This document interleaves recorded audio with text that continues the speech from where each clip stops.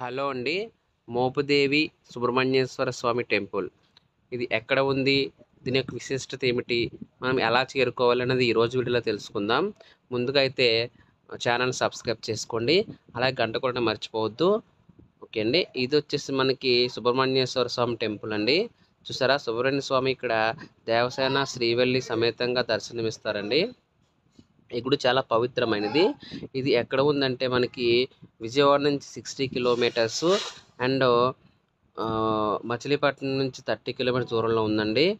ఇది ఏమిటంటే మోపిదేవి అనే విలేజ్లో మనకి ఈ టెంపుల్ ఉంటుంది. సుబ్రహ్మణ్యేశ్వర టెంపుల్, కానీ చాలామంది మోపిదేవి టెంపుల్ అని పిలుస్తూ ఉంటారన్నమాట.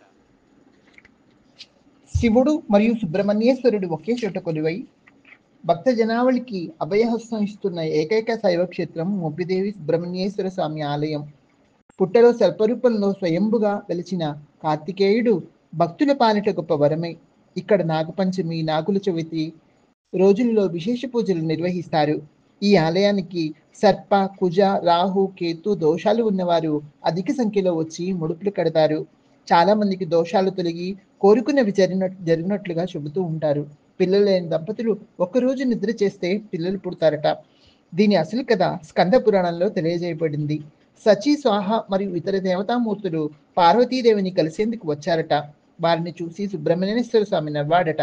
దానికి పార్వతీదేవి స్వామిని మందలించడంతో స్వామి పార్వతీదేవికి క్షమార్పణ అడిగి తపస్సు చేసేందుకు ఈ స్థలానికి వచ్చాడని, పుట్టలో తపస్సు చేసుకుని చుండగా తేజోవంతమైన ఆ పుట్టను చూసి ప్రజలు ఆ ఆలయాన్ని నిర్మించారు. దీనికి 500 ఏళ్ల చరిత్ర కలిగి ఉన్నది. ఈ ఆలయం చాలా ప్రసిద్ధి కలిగింది, ప్రత్యేకమైనది. భక్తుల సౌకర్యార్థం ప్రతిరోజు అన్న సంతర్పణ కూడా జరుగుతున్నది. కావున దీన్ని తప్పకుండా మీరు సందర్శించండి.